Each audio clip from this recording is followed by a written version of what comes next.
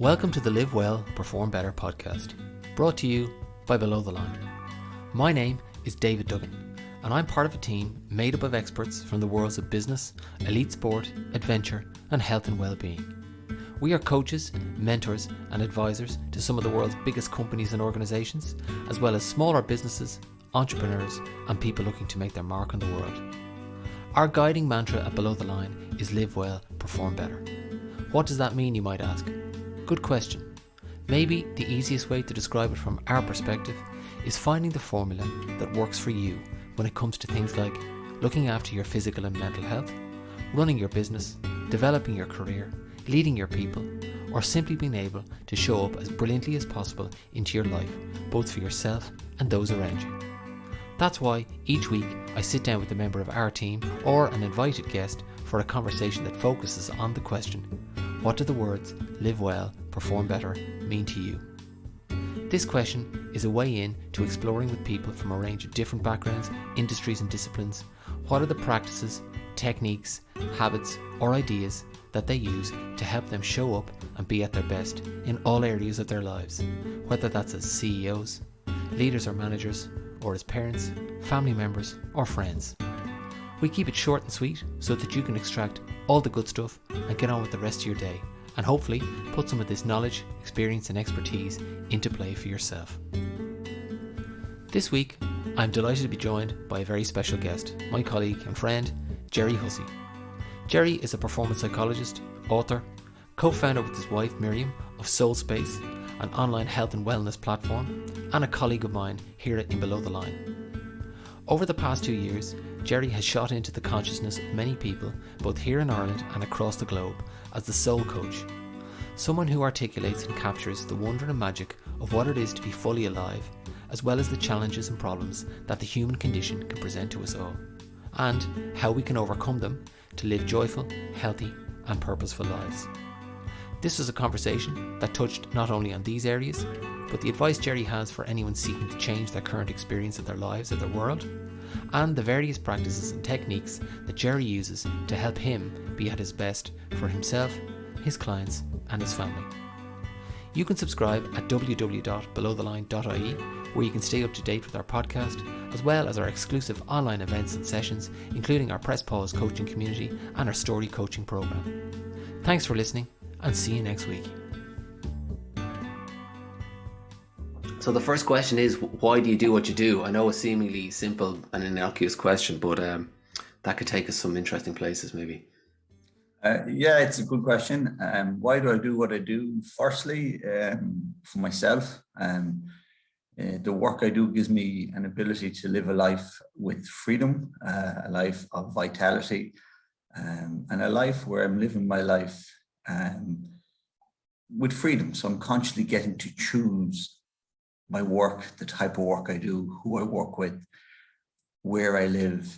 And for years, I probably didn't think that was possible. And particularly in my younger age, when I suffered a lot from anxiety and fear, and I thought the world was this big, bad place. And I thought that we just had to try and dig in and get on with life and survive it. And really, since rewiring my thought process and rebuilding my mindset, I've realized that life isn't happening to us, life is happening for us. And I know that's something we say a lot in Below the Line, but the work that I do, first and foremost, allows me to live a life of greater ease, greater joy, greater freedom, less fear, and allows me to express the best version of me. And then secondly, because people are interested in what I do, and when I share what I do, whether through my book or my online sessions, it helps people. It helps people break through subconscious programs. It helps people deal with old traumas. It helps people deal with anxiety. And I think maybe the approach I take, being an integrated approach that looks at mind, body, spirit, I think it begins to look at the human being, the human body in a whole new way as one collective system, and that there's multidimensional and multifactorial ways that we can treat anything from self-criticism to fear to trauma to anxiety. And what we know now is when we treat these things in a multidimensional way, it's far more powerful. So I'm very lucky that over the years, whether it's working with teams or individuals, my method has very powerful results for people. So One is for myself. It just allows me to live a life of more happiness, more ease, more joy, more freedom. And it helps people. And I think in life, the greatest gift you can be is of service. And that's, I think that's something I actually picked up in a below the line meeting one day, and I wrote it down, but it's a big part of me. You know, if you are nervous, focus on service. And if I think the work I do makes me happier and makes the people I work with a bit happier, then why not keep doing it? And, watching you, particularly over the last 18 months or so, the message you're putting out there seems to be really resonating with people. Why do you think that is? I think a number of things. I think one is obviously the pandemic has made people question, what am I doing in life? People that were spending, hours every day in traffic, away from their children, working in jobs that they didn't really like, and suddenly they're at home, they're spending more time with their children, they've got an exercise routine in place, and they're kind of saying, in the short life, which is 900 months and we sleep 300, do I really want to be giving up my time to those things? What really makes me happy? So I think people are beginning to question, what is my life about? What do I really want to go back to? What's really important to me? And I also think that people are beginning to realize that in the pandemic, at the beginning, when certain coffee shops or things were closed, how difficult they found it to be by themselves. We realized that we're all suffering from this, what I call the disease of distraction. We were so conditioned to being distracted, so full of the hormones of stress, so focused on the next thing, what's happening tomorrow, that when we were forced to slow down, a lot of people suffered this real big anxiety. It was like we didn't have the ability to be alone with ourselves. And when we look at the work I do shows that when we live in those elevated states of fear, those elevated states of go, go, go, or when we live in that elevated state of chronic illness, we know now that actually makes us sick. And we know now beyond any doubt that the biggest killer in the world right now is chronic illness, processed food and stress. They're the biggest killers. So a lot of people are saying, actually, hold on a second here. What is my life about? What do I really want? Why am I living my life like this? And the bigger question is, if I continue to live my life at the pace I was living it, what does that look like in 10, 15 years in my health? And people are beginning to really value a preventative, proactive approach to lifestyle medicine. And people are beginning to value the precious time that we have. And I think I said to you before, we're all just renting our time. We have this really, really precious commodity, and we're renting most of it to the place that we work. So you got to really ask, what's the reward I'm getting here beyond finance? Does it stimulate me? Does it excite me? Does it nourish my soul? And I think everybody's beginning to ask those questions, David. Our strap line and below the line, as you know, is live well, perform better. But what does that mean to you? For me, initially my career as a performance psychologist, and working with, teams, preparing them for Olympic Games, World Cups, Heineken Cups. And people always talk about performance. And we kind of forgot about the health. But what we know from sport is the first thing you need is a healthy athlete. So you need an athlete that is a strong immune system, because they're traveling, they're moving, they're being exposed to different environments, they're in competitions with, thousands of different people. So you need a strong immune system. Secondly, you need to be mentally fit. And to be mentally fit isn't just about the way you think. It's about the chemistry of your brain. It's about the structure of your brain. So we know we can upgrade the structure and the chemistry of our brain. So it's around the immune system. It's around the chemistry of the brain, the chemistry of the body. It's around things like sleep. And the big thing we know now is the gut-brain axis. We know that everything we eat impacts how we think and how we feel. And we know that so much of things like anxiety, depression, and even now Alzheimer's, we know they're actually gut imbalances. So I came from an environment where we used to really, in order to get the athlete to perform at their best, we used to try and make sure that their sleep, their lifestyle was really, really good. So they had to live a good, healthy life. And what we discovered then is the more they lived a healthier life, was the more they began to enjoy what they did. So it wasn't like they were under this pressure. So part of being well, there's two things we have to be. One is healthy and one is well. So healthy is healthy. It's physically healthy. It's through the body, the systems, the nervous system is healthy. But if you think of well or wellness, think of, well, what is a well? A well is a spring of water where the natural force of nature drives the water up, and that nourishes people. So when we talk about wellness, it's about a natural force that inspires us, a natural force that nourishes us. So that's joy, fun, laughter. And when I worked with the Irish boxing team, we had the two most successful Olympic Games of any Irish team ever. And we just laughed away around the place, David. We had such good fun because we were alive. Our eyes, our mind, our hearts were open. We were bearing our soul to the world. We had nothing to hide. We had nothing to be afraid of. And so that's wellness. A lot of people can be healthy, David, but wellness is more to do with the soul, the passion, the joy, the love. So when we talk about live well, it's healthy first and foremost. Then it's wellness. Do I love what I do? Is there joy and laughter in my life? Am I passionate about what I do? And if you're passionate and healthy and you love what you do and you're not afraid of the outcome and you don't doubt yourself, then you're going to be successful anyway. So the key to everything, whether you want to build a healthy family, a good family, whether you want to build a small business like my own, whether you want to build a big business or you want to build a team, you have to start by being healthy. You have to start by being calm, being able to think clearly, being able to process information fast, and being consistently able to turn up with high energy, with a calm energy, and that requires health. So for me, there is no performance without health. In fact, the level of your health and the level of your performance will mirror.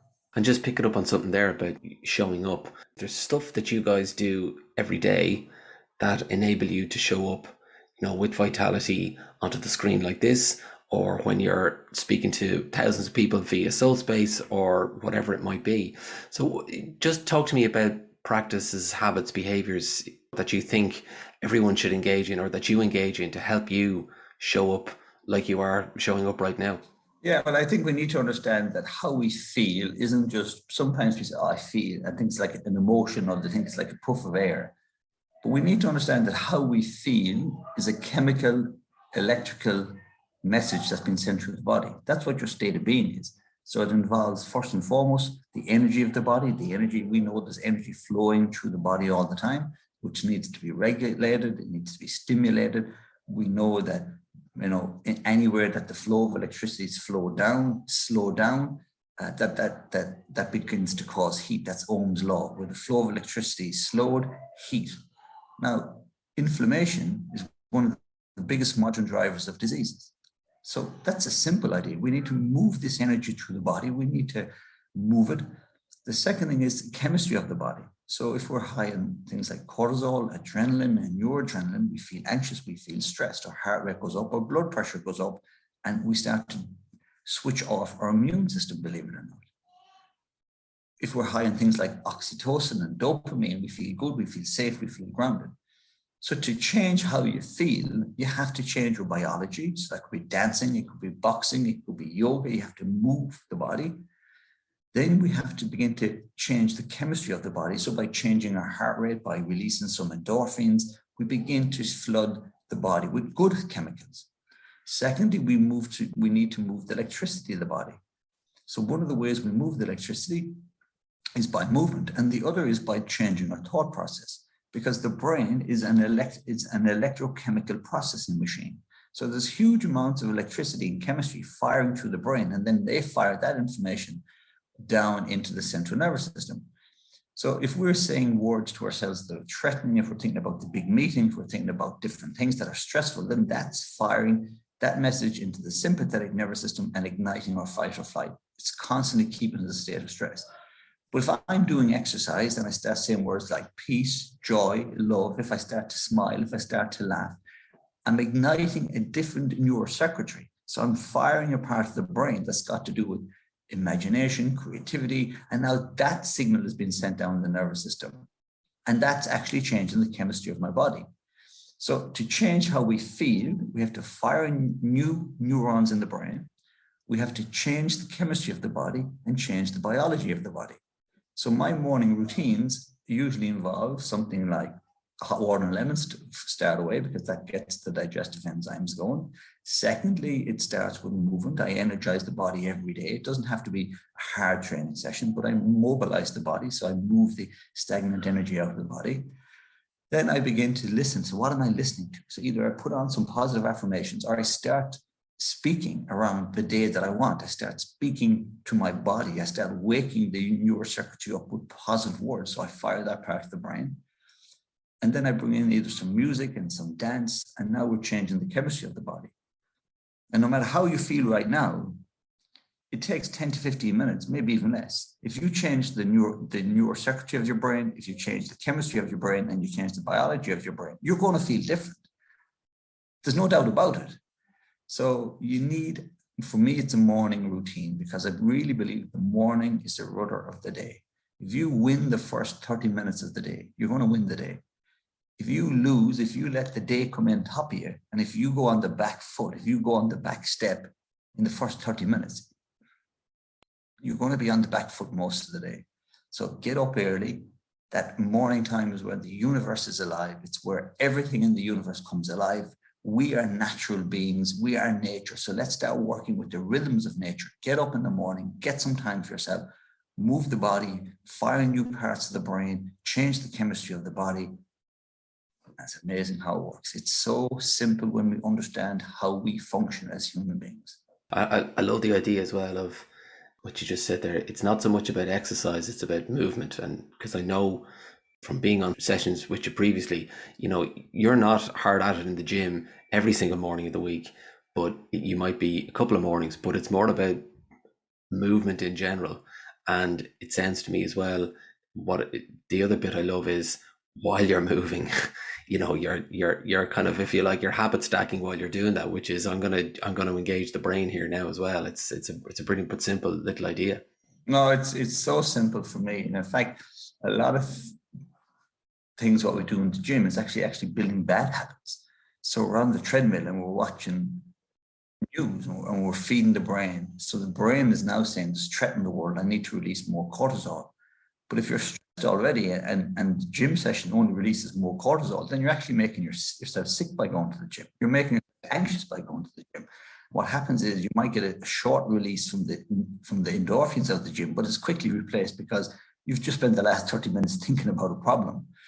Or you see lads in the gym and, you know, the trainer, they might have 5 bench presses to go and they're totally out and they're not even breathing. And their instructor say, "Come on, 5 more. And they're doing this. And they're not breathing.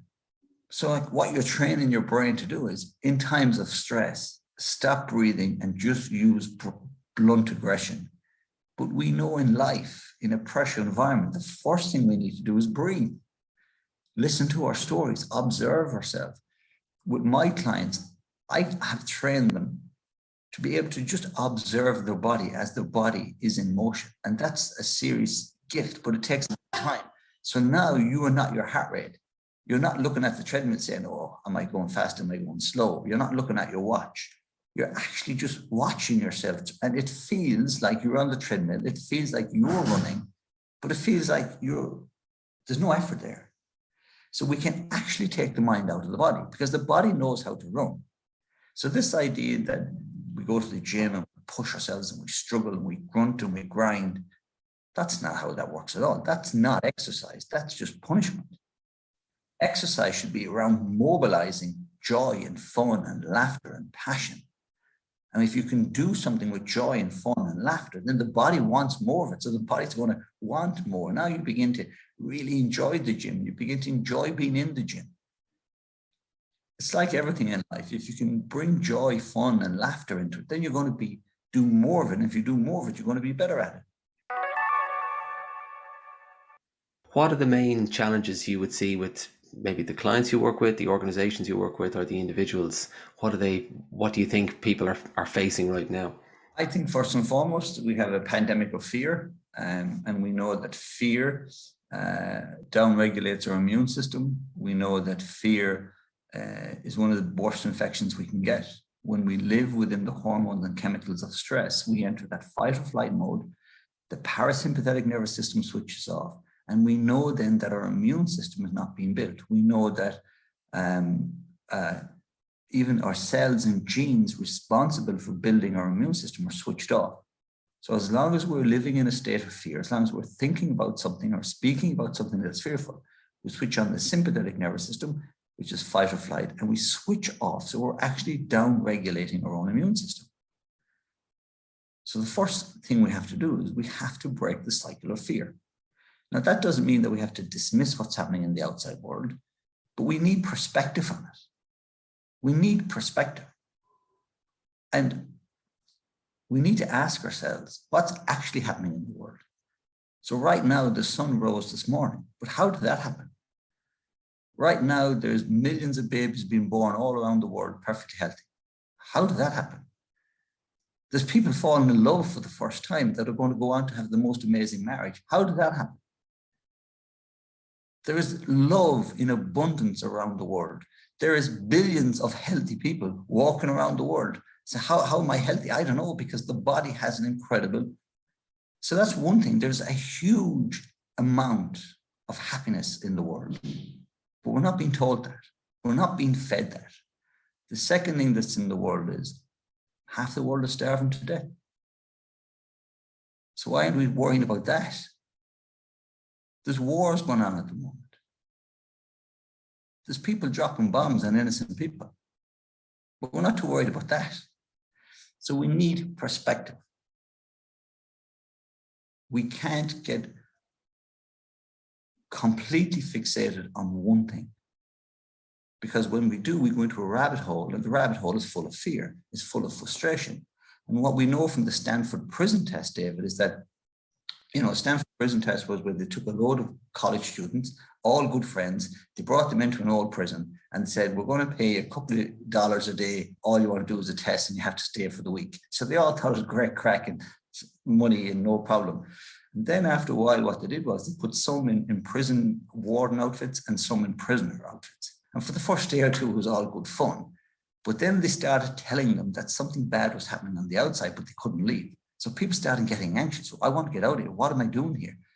They started to tell them that badness was happening in the world. So they put them in a state of fear.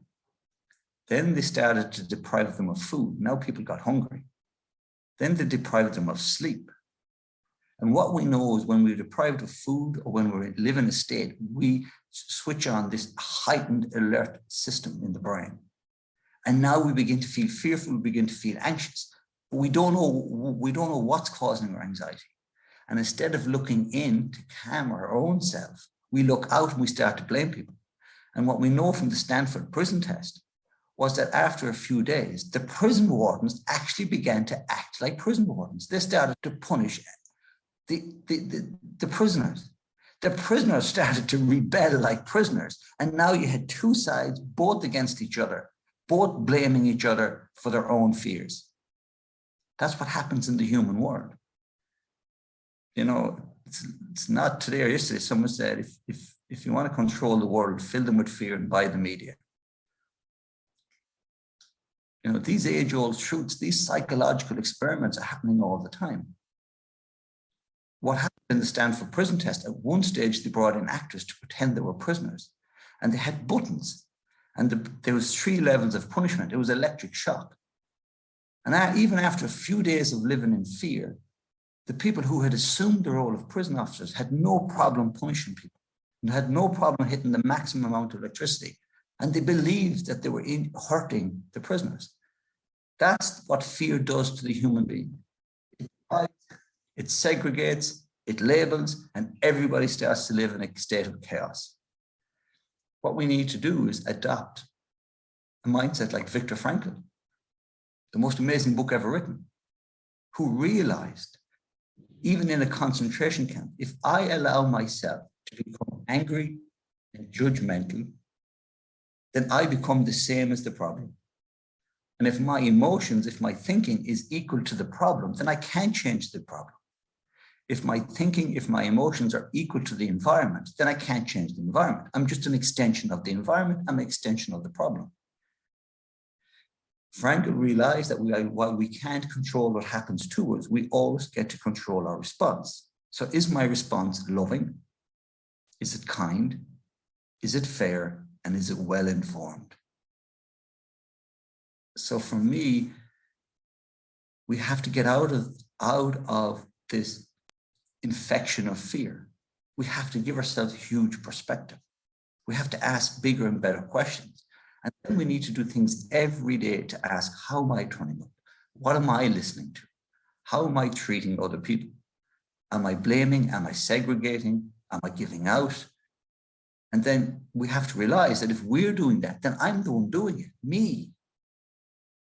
So we know that when we have human beings that are in a fear-based, we know when we have human beings that are frustrated, we know that they start to separate and divide and blame. And we've seen that again and again. You look at all the human catastrophes over the human world. All you had to do was some guy introduced an enemy that existed or maybe didn't exist, but he convinced people that there was an enemy that they needed to fight back against. And nations tore each other apart. The world tore each other apart, sometimes over enemies that didn't really exist. If you make people believe in the enemy and you make people fearful enough, instead of looking inward to ask, how am I reacting? How am I managing my emotions? They look outward and find someone to blame. I don't know, you may have come across it as well. I think it has been attributed to David Attenborough, but I don't know if he actually said it. But the idea of, if you put two different breed or type of ants in a jar, black and red, say, they can peacefully coexist and get along.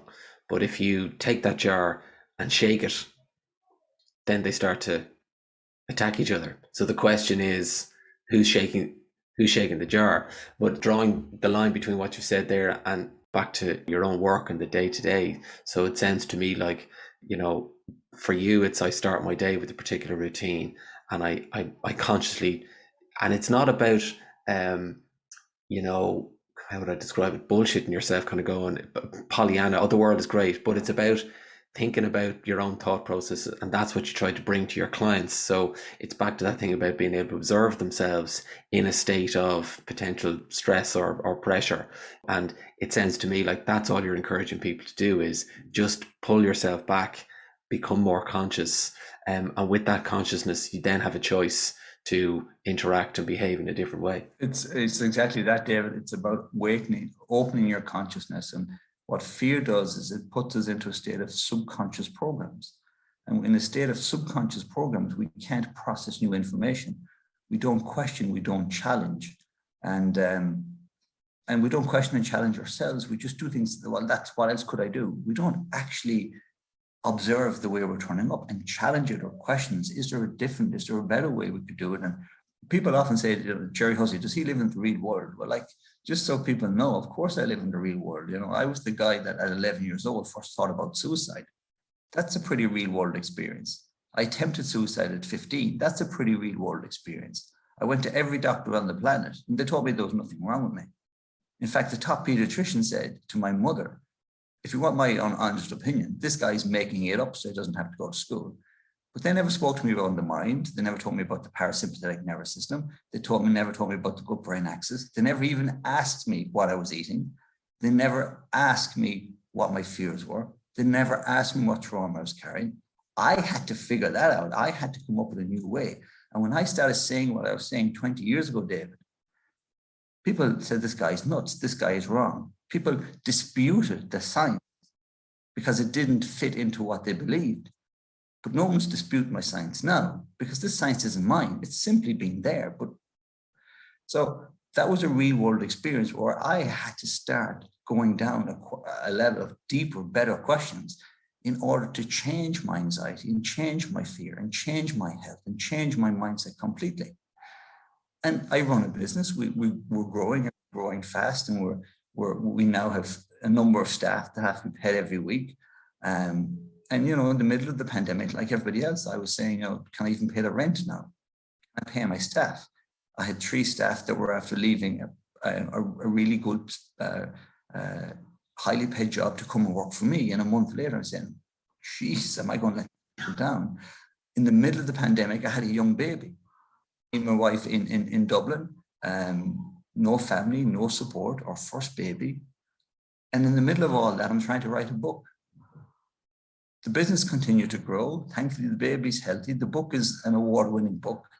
Can be done. So sometimes people say to me, it's easy for you. It wasn't easy for me. And some mornings I wake up, it is not easy for me. What's easy is to just accept what you're told. What's easy is to stay in a state of fear. What's easy is to stay in an unconscious programming. What's a little bit more difficult is to change, to grow, to expand your awareness, expand your consciousness, to deal with depression, to deal with anxiety, and realize that much of your stress and much of how you feel is actually self-created and self-perpetuated, because your central nervous system can't see the outside world. So it's not actually responding to the outside world, it's responding to you. So when you change you, then the world you see changes. And that's why I say we see the world not as it is, but as we are. So in the middle of this pandemic, in the middle of my anxiety, in the middle of thinking about suicide, the biggest realization I have all the time is that the moment I change me, by changing what I think about, changing the way I speak, changing the words I use, changing my chemistry, changing my biology, changing my diet, when I change me, the world changes. And when the world changes, I see this abundance of opportunity. And I step into that opportunity and people say, how did you do that? It was easy. How did you write that book? Well, I wrote in 3 weeks and it just happened to become a bestseller. How has Soul Space grown so fast? Because I just stepped into my truth. I stepped into my belief system. I stepped into myself with all my heart and all my soul. And I wasn't worried about failure. I wasn't worried about what other people thought. I just simply stepped into my power. I spoke my truth. And when you ask most people that achieved something special in their life, they'll tell you the same thing. I just went for it. I just stopped waiting. I stopped waiting for permission. I started to sleep better. I got healthy. I got fit, and I just went for it. So that's, and I totally understand people that might be overwhelmed with anxiety or depression. I always totally understand people who might be in a difficult spot. I've been there. No one understands anxiety and darkness like I do. But please don't think that is your lot. That is not your destiny. It is not your destination. And even if you've tried lots of stuff and it hasn't worked, I did that, but I kept trying. And if you haven't tried something for 100 days, you haven't tried it. So have you really tried meditation for 100 days every day? Have you really tried doing a totally different type of exercise? Have you really tried yoga? Have you really changed your diet? Because I promise you, when you get to the root cause and you get your mind, your body, your heart, your nervous system, and your brain working together in a state of coherence, and you awaken that vision, that expansive vision on the inside, suddenly you're looking at a whole different world. And it gets to the stage where you become unrecognizable to yourself, and the outer world becomes unrecognizable. And if that allows you to step into a life and a world of more ease, more joy, more grace, more forgiveness, and more fun, that isn't it worth going on there?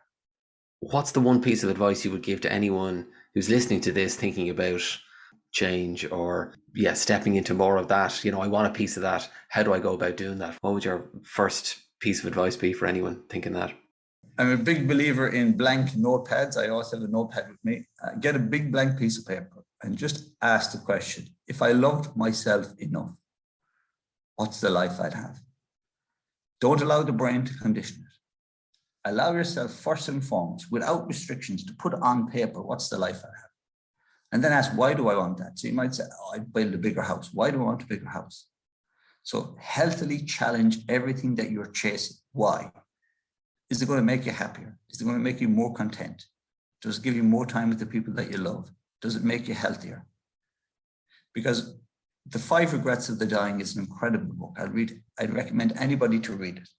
Because at the end of the life, we all know, without question, we all end up with the same regrets. Regret number 1, I wish I spent more time with the people I loved. Regret number 2, I wish I didn't push myself so hard. Regret number 3, I wish I took more time to be present in my life. Regret number 4, I wish I took more time to be happy and healthy.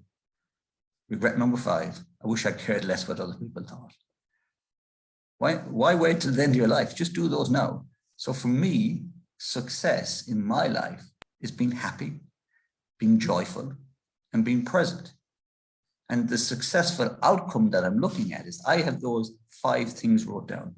They inform every one of my decisions. And I've promised myself I will live my life with joy and fun. I will back myself. I will speak my truths. And I'll have no regrets. So when it finally comes for me to leave, I look at those 5 regrets and I'll be able to say, thank God I don't have any of those. It doesn't mean I won't get things wrong. It doesn't mean that I won't make mistakes. It doesn't mean that I won't fail, but it means I'm doing everything from a place of love, of service, where I'm beginning to speak my truths. And at the end of the day, the greatest gift you can say at the end of your life is, I found out who I was. I awoke in my mind. I opened my heart. I asked myself, what would love do? And I went and did that. And if you can say that at the end of your life, that's all that matters. Everything else that we chase, that we think is important, it's not that important. And that book, The 5 Regrets of the Dying, proves that most people at the end of their life, what was important was, did I live a life of ease and joy? Did I spend enough time with the people that I love? Did I follow my dreams and did I speak my truth? That's all that matters. And just one last question before you go. You just mentioned books there, and I'm conscious I'm speaking to a best-selling author, and congratulations on that. But I'm just wondering what's next, for you in terms of 2022. Yeah, so the book launches in the UK, so it's been selling worldwide. Thankfully, it's sold in over 50 countries, but it actually goes on bookstores this Christmas in the UK, so it's going to be all over the UK, and then in May it goes to the US. So as an Irish author, in my first book, to get a global deal, and that's for 3 books. So I'm halfway through the second book, and they've given me an incredible license to look at the world as it is right now and to write a book about what we need to ask. Incredible license, and they've backed my science, they've backed my understanding. So it's a 3-book deal over the next 3 years. And but the book Awaken Your Power Within launches in the UK. It'll be on bookshelves all over the UK at Christmas, and it goes to the US, which is for me a dream. And I'm now being my publisher is the same publisher that has Brené Brown, Tim Ferriss, Deepak Chopra, Edith Edgar, and for me in my book to be seen as a book, as a message that deserves a space among those people, I think. I'm just blown away by it, but I'm not overthinking it, David. I'm just keeping writing. And all I can do is ask questions of the world. I've given up trying to tell people what we should be doing. I'm just asking questions. Is this a world? Is it a balanced world? Is it a world that we're proud of? And how are we turning up? So that's where we are with the books. Right. So first book, obviously, for people who don't know, is Awaken Your Power Within. So that's available, obviously, here in Ireland.